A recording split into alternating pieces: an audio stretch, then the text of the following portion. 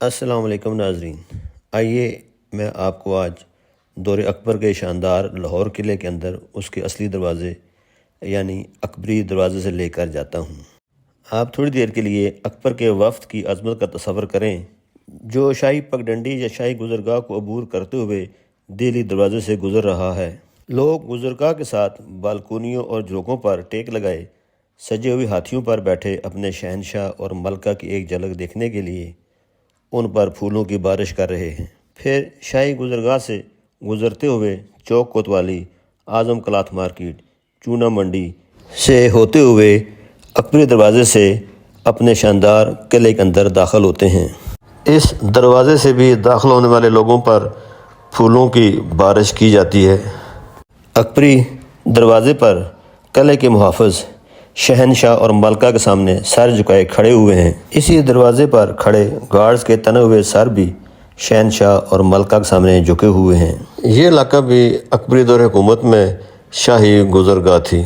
کاش میں اس وقت وہاں ہوتا اور گزرے ہوئے دنوں کے تمام شاہی مناظر دیکھتا جب اس جگہ مغلوں کی حکومت تھی، لیکن اب ہم ایسی کہانیاں صرف کتابوں میں ہی پڑھ سکتے ہیں۔ یہ چٹا گیٹ بھی شہنشاہ شاہ جہاں کے دور میں بنا، لیکن یہ راستہ بھی اکبری دروازے کی طرف ہی جاتا ہے۔ اسی شاہی گزرگاہ کے ساتھ بنائی جانے والی دینا ناتھ کی حویلی، دینا ناتھ کا کنواں اور مسجد وزیر خان بھی دیکھنے کے قابل ہے۔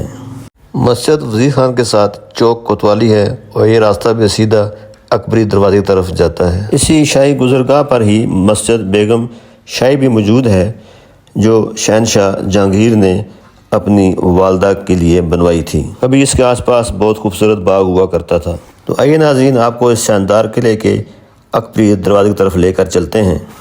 اکبری دروازہ سطح زمین سے بہت بلند ہے اور اتنا چوڑا کہ ہاتھی بھی لکڑی کے چوڑے دروازے کو عبور کر سکے۔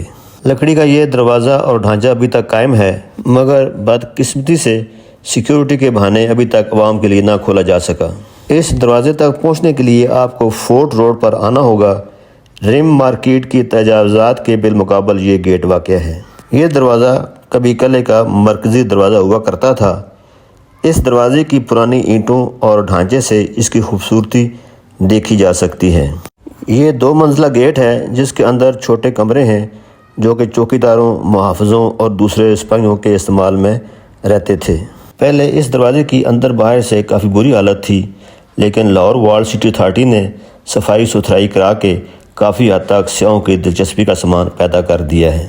مرمت اور تزئین و آرائش سے اس میں مزید دلچسپی پیدا کی جا سکتی ہے۔ لاہور قلعے کا یہ دروازہ کسی زمانے میں مریم زمانی بیگم مسجد سے منسلک تھا اور اسی حوالے سے اسے مستی دروازہ بھی کہا جاتا ہے۔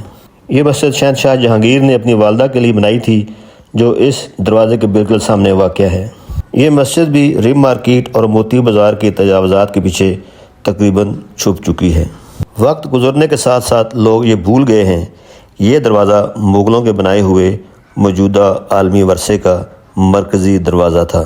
اگر آپ اندر سے بھی دیکھیں تو اس اکبری دروازے کی حالت کچھ اتنی اچھی نہیں ہے۔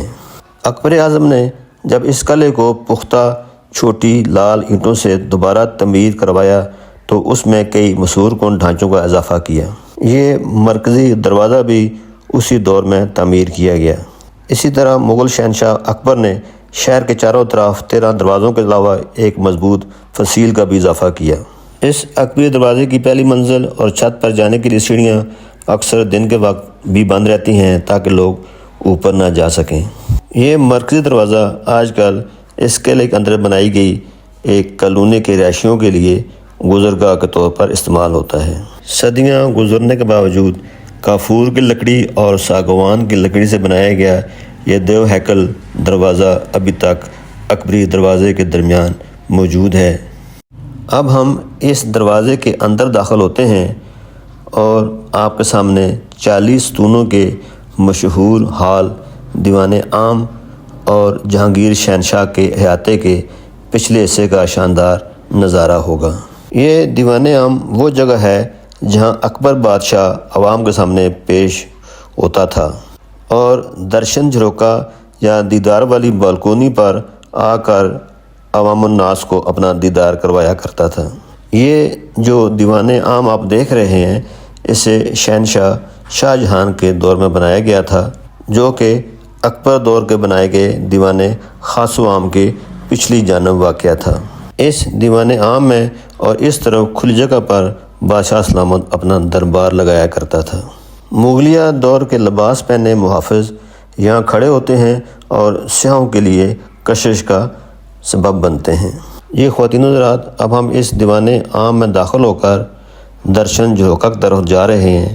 یہ سامنے دیکھیں، بلندی پر ایک تخت بنا ہوا ہے، جہاں اکبر بادشاہ اپنے درباریوں کو اپنا دیدار کروایا کرتا تھا۔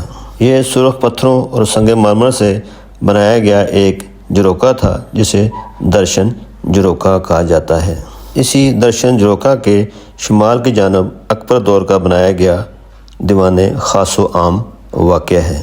دیوان عام سے ایک راستہ ان سیڑھیوں کے ذریعے سے اس شاہی بالکونی تک جاتا ہے اور پھر پیچھے اکبر بادشاہ کے دیوان خاص و عام تک جاتا ہے۔ آپ خواتین و حضرات دیکھ رہے ہیں کہ یہ درشن جھروکا ایک منزل کی بلندی پر واقع ہے۔ کہا جاتا ہے کہ دیوان عام کی تعمیر شہنشاہ شاہ جہان کے حکم سے 1628 عیسوی میں آصف خان کی زیر نگرانی شروع ہوئی اور 3 سال بعد 1631 میں یہ پایہ تکمیل تک پہنچی۔ دیوان عام سطح زمین سے تقریباً 5 فٹ بلند سنگ سرخ سے بنائے گئے چبوترے پر تعمیر کیا گیا۔ اس کا طول 730 فٹ جبکہ عرض 460 فٹ ہے۔ دیوان عام کی تعمیر کے وقت اس کے چاروں طرف کمرے تھے۔ آج ان کمروں کے نشانات تک باقی نہیں ہیں، لیکن سنگ سرخ کے 40 بلند ستونوں پر مشتمل کھلا ہوا دیوان عام ایک وسیع چبوترے پر اپنی جگہ قائم ہے۔ دیوان عام کے چبوترے کے ارد گرد سنگ سرخ کا خوبصورت جنگلہ بھی تعمیر کیا گیا تھا، جس کا کچھ حصہ باقی تھا، مگر آج کل اس جنگلے کو از سر نو تعمیر کیا گیا ہے۔ آئیے ناظرین، اب آپ کو دیوان عام کے شمال کی جانب تخت شاہی تک لے کر چلتے ہیں۔ اس تخت شاہی کو درشن جھروکا کے نام سے بھی پکارا جاتا ہے۔ سنگ مرمر سے بنے اس درشن جھروکا میں یا تخت شاہی پر بادشاہ سلامت دربار لگا کر سامنے دیوان عام میں عوام سے خطاب کیا کرتے تھے۔ جی خواتین و حضرات، خدا حافظ کہنے سے پہلے آپ کو بتاتا چلوں کہ ہمارا آئندہ ولاگ اکبر کے دیوان خاص و عام اور اکبری حمام کے متعلق ہوگا۔